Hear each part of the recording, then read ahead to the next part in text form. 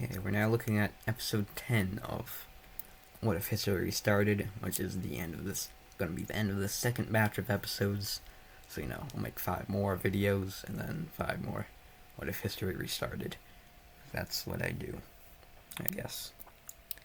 Last time, we had the equivalent of the Punic War as, well, the first one, Punic War, I guess, as Cyprus and Greece went to war over dominance of the Mediterranean, which is kind of the exact same thing that happened with Italy and Carthage in our timeline, who I just noticed here both kind of exist, but are just very fractured. But yeah, Cyprus and Greece went to war. It was very close. Cyprus was about to win, but Greece did manage to win just because, the Cypriot troops had been most of them had already been killed, and most of them that were alive had been completely exhausted, while Greece still had some in reserves. So, yeah. But anyway, we're going to start off with the obligatory, I guess we could call it the Italy update. But, surprising, first thing is not that bad, as just explore more. Exploration has slowed down a lot now that they're at the Alps, but still a little bit.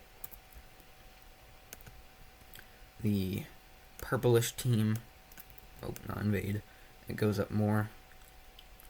By this point, it's probably the most powerful of the Italian kingdoms, overthrowing this one, who also gets split in half because some people decided that they didn't want to be part of it. And seeing this empire is kind of falling, whatever you call this, isn't really an empire, but its dominance is falling. These countries kind of pick the pieces up of it, which includes Greece, who takes all of this.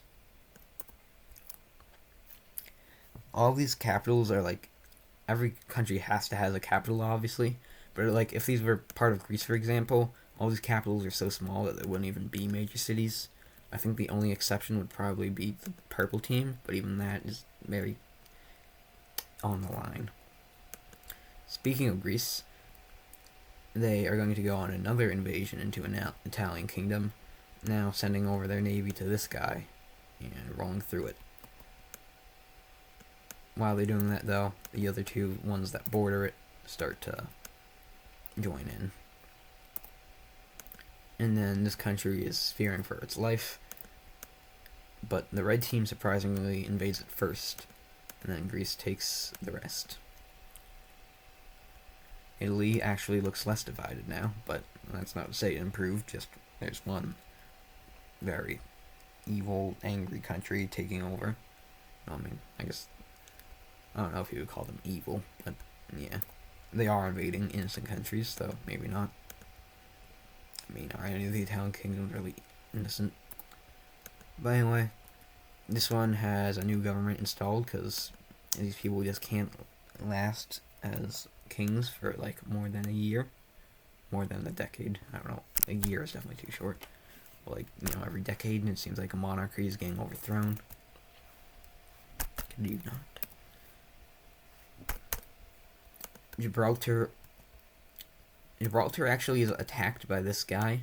It takes this island of Gibraltar, and they're questioning why they did this because they are nowhere near as strong as them, and they kind of just feel bad for them. So they take back the island, and then they take their island, but then they just leave them alone and say, "Don't do that again." Anyway, they go up here, kind of into Galatia. But, surprisingly, part of it actually decides to break off. And it's this Algerian piece, mostly centered around this major city.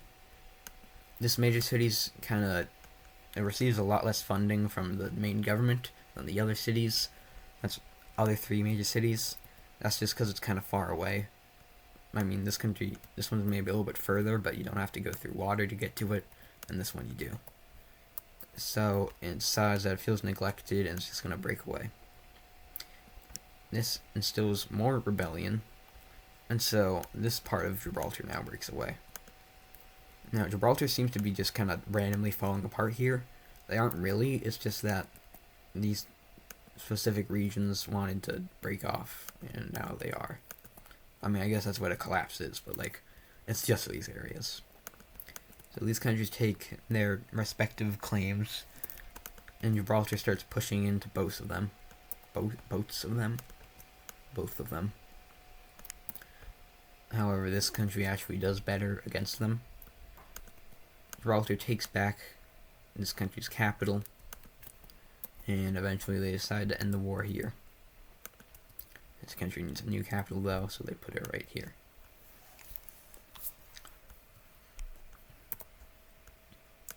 North Egypt is... Egypt itself has definitely fallen behind a little bit in power, and North Egypt is quickly rising. So by this point, they're kind of equal in power, even though even though Egypt is a lot more populated. But yeah, this country only has 2 major cities, while Greece has... Why do I keep calling Egypt Greece? North Egypt has 2 major cities, while Egypt has 5. But if you were to rank them, it'd be like this one 5th, this one 4th, this one 3rd. Wait, no. This one's 7th, this one's 6th, this one 5th, this one 4th, this one 3rd, this one 2nd, this one 1st. So these major cities are pretty major. While a few of Greece's are... I did it again. A few of Egypt's are falling behind. They do, however, try to stop this, and it goes decently well by just going down the Nile here. Hejaz decides to go inland a little bit. And the red team, it was pretty expansionist because they were originally the main power of the world. Now they're like probably not even the top 10. They decided to expand more out here, but so does Persia. And now Persia and the red team are quickly becoming kind of enemies, which is, yeah, a shame, I guess.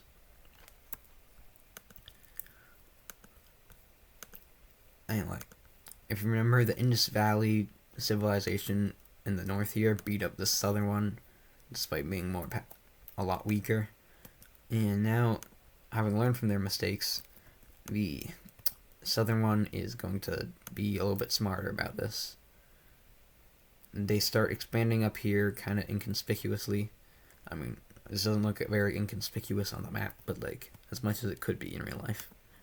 And from all these expeditions, they start sending in troops from all sides, quickly cutting off all of this, take the capital, and this entire country falls over.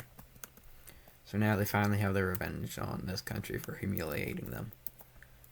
But most of the other big countries in the world could have done this easily, so their reputation of being pathetic is kind of still there.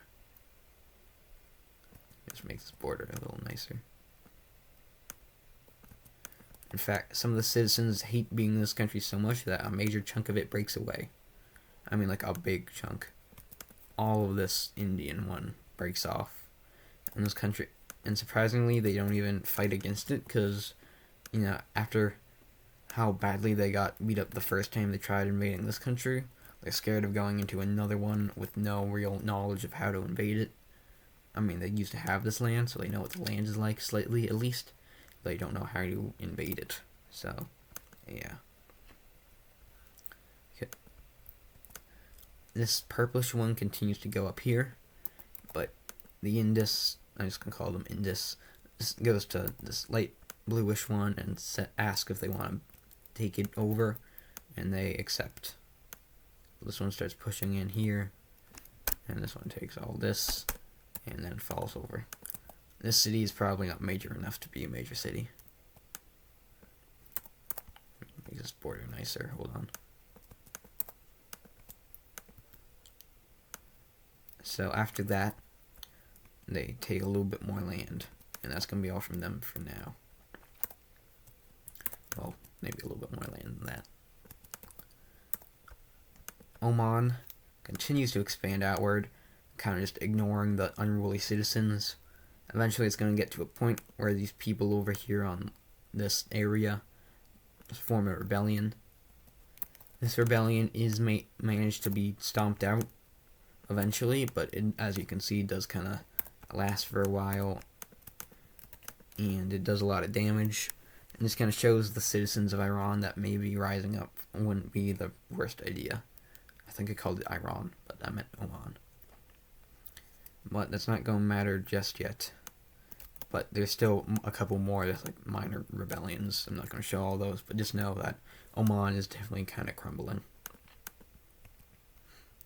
Speaking of countries crumbling, this pretty new one down here in Yemen/Eritrea is going to do the same, because this entire chunk, half of it, breaks off, because there really just wasn't a lot of talking going on between the main government over here and all the people over here, so they felt neglected and decided that it would just be better to be their own thing.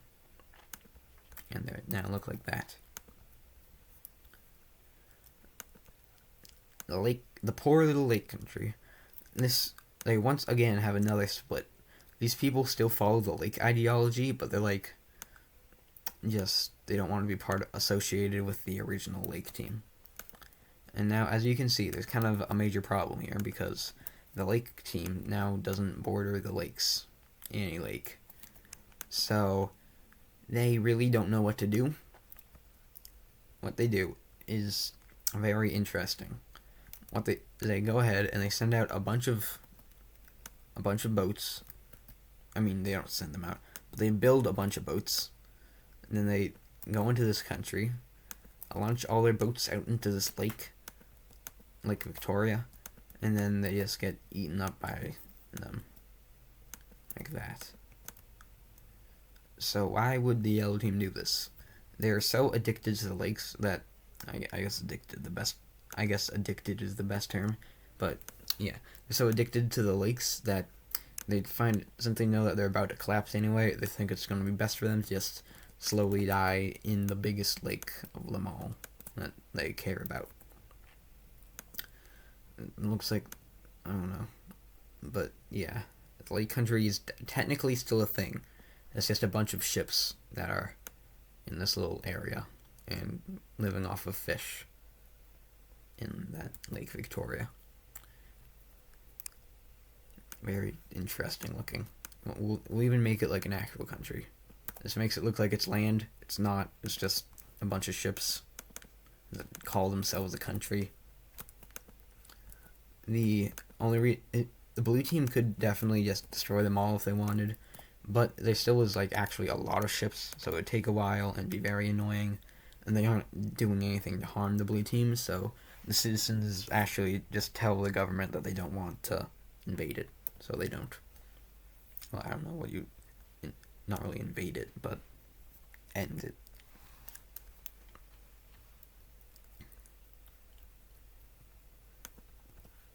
Over here on this little peninsula of Myanmar, we're going to see a new civilization pop up, which is this pink one. It just has its capital right there. China is, well, they're going kind of crazy now. Basically, the warlords, the new direction is just going to go completely inwards. So they start sending out a huge amount of people. They take like half of their citizens out of their homes and just force them to go this way and expand out here. So we see China get very big.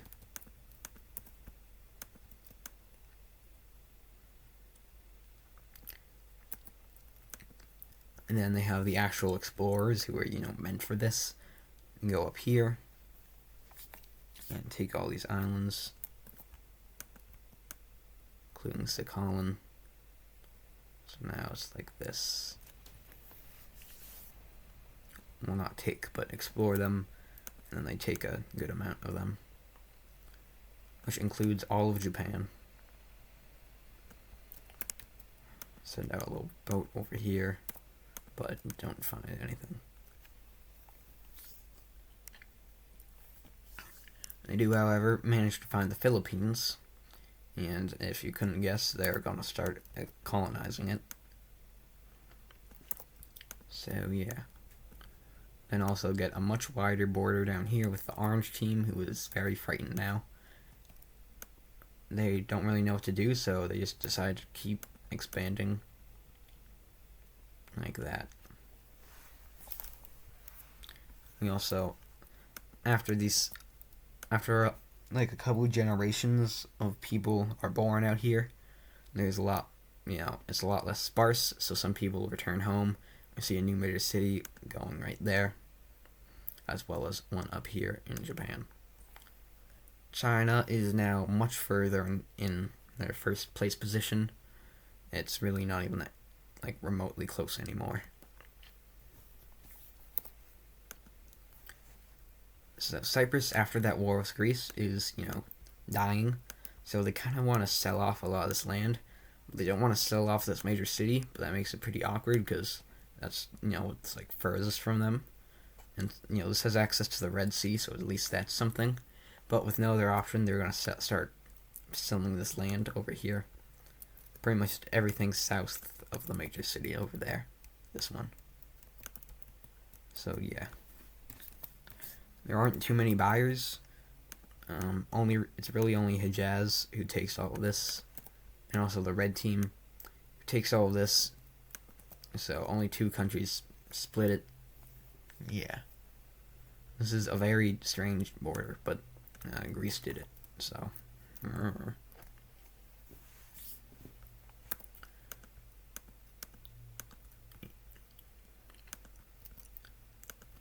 Blue team is pretty much done with expanding, as now they just want to focus on getting stronger, but you just send out one last little expanding group, taking this river, well, not all of the river, but yeah, they take some river land. And now look like this. As well as a little bit further into Anatolia. The rest of Arabia is finally discovered, but still nowhere near filled in. And we're for once finally going to go over to here in North America, or just the Americas in general, where we see finally some of the natives over here that came from the ice bridge, just like in our timeline. They finally form up a civilization over in this corner, which will be this cyan team. So this new country is completely separate from these guys. Like I've said, even though these guys don't touch China, they're pretty much aware of its existence. But over here, they have literally no idea that this thing exists. And that goes both ways. These guys have no idea that there's people over here. The world has gone pretty decently filled in. I mean, not like percentage-wise, obviously, by that standard. There's still, like, all of South America and Oceania and Antarctica, most of Asia and Africa, essentially all of North America, and, like, half of Europe. But, recently there's been a lot more filling in of the world. So that's good, I guess.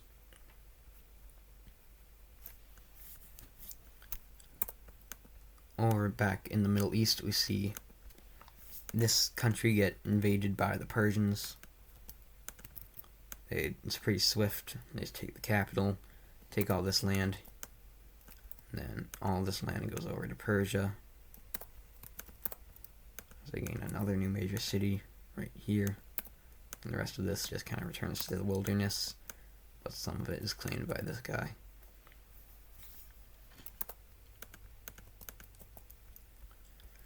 Yemen, even though they just lost some like half of their territory, they're doing surprisingly well.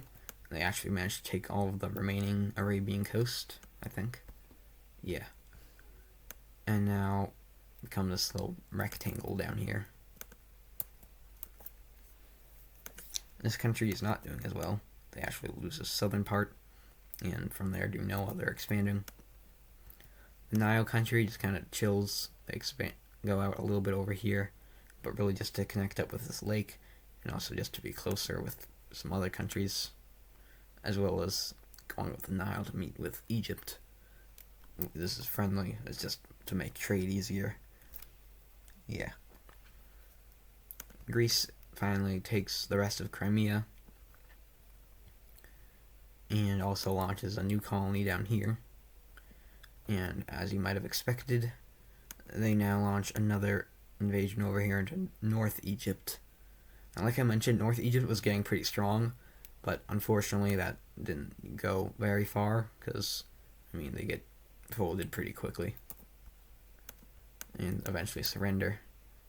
It's not going to be full annexation, but it might as well be, because they're just going to be this little sad thing.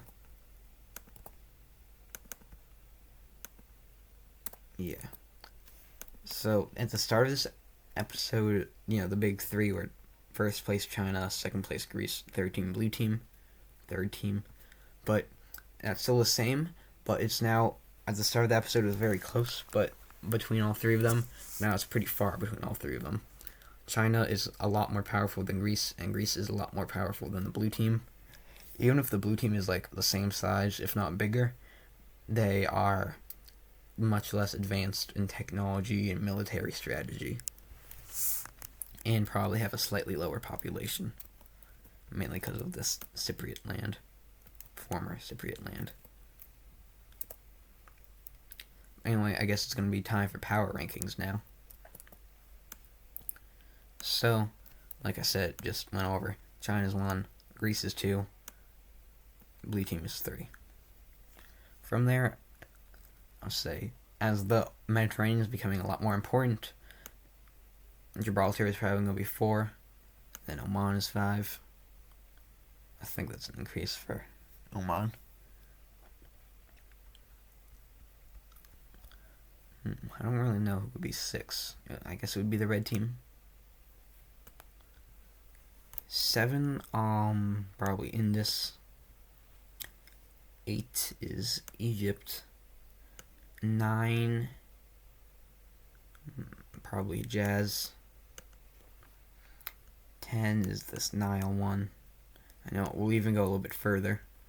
North Egypt is 11, but it's very rapidly falling now that it lost like all of its important land. At the start of the episode, it's probably like 9th. The purple Italian kingdom is 12. Blue team is 13. Yemen is 14. And finally, this Lake Malawi is 15. So yeah. Obviously, I know it's kind of weird, what happened to the yellow team. Now that this looks very weird. I swear this won't be permanent, but like, it's really, you could consider it just be like this, because it is technically not a country anymore. They're not like recognized by any other country. I mean, most of the world think that they died. The blue team kind of keeps this as a secret. But they're all just kind of surviving out here on boats, saying that they're a country. And they're still reproducing and getting more boats from driftwood, and also from sneaking onto blue team land and taking trees. So they technically are expanding. I'm sure they're going to be the most powerful country someday. I'll give them one more pixel. And yeah, that's going to do it for this episode.